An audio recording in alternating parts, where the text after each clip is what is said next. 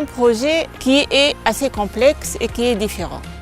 L'idée, c'est de réaliser un mur végétalisé qui permet la valorisation des zones non conventionnelles.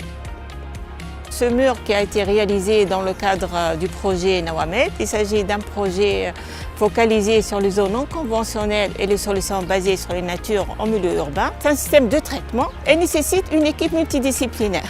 Chacun a essayé d'apporter donc son savoir. On travaille sur les problématiques de l'eau et on essaie de trouver des solutions innovantes qui peuvent dépasser les contraintes dues au changement climatique. Le défi, c'était en tant qu'architecte et comment intégrer des solutions innovantes et de sortir du classique. Donc d'intégrer un nouveau concept pour améliorer le produit architectural fini et surtout de démocratiser cette solution pour l'utilisation domestique et pour sensibiliser les gens à travers ce projet pilote d'expérimentation.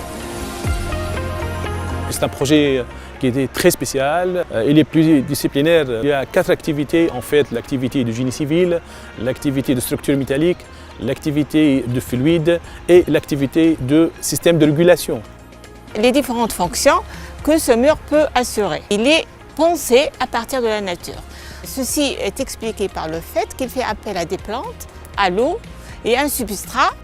Le substrat qui est dans ce pot-là, c'est un réacteur de traitement et l'ensemble permet de traiter les eaux. Dans notre cas, c'est les eaux grises qui proviennent des douches du foyer universitaire, le jardin. Elles ont été stockées. Ensuite, ils ont été pré-traités et utilisés pour irriguer ce mur végétalisé. C'est un réacteur de traitement formé de plusieurs composantes. Il y a une composante adsorbante qui sont les argiles ou la perlite. Il y a des composantes filtrantes qui est le sable. Et il y a aussi bien sûr la matière organique. L'ensemble de ces substrats permet le développement de plusieurs bactéries au niveau des racines des plantes et permet le traitement de ces eaux.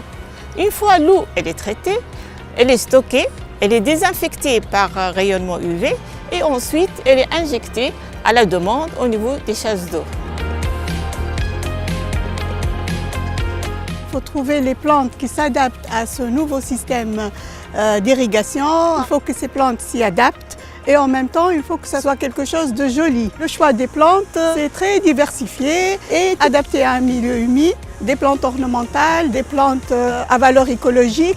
Le mur étant très bon au milieu urbain, il crée un écosystème et aussi il permet de refroidir la température très adaptée à notre contexte tunisien. Elle peut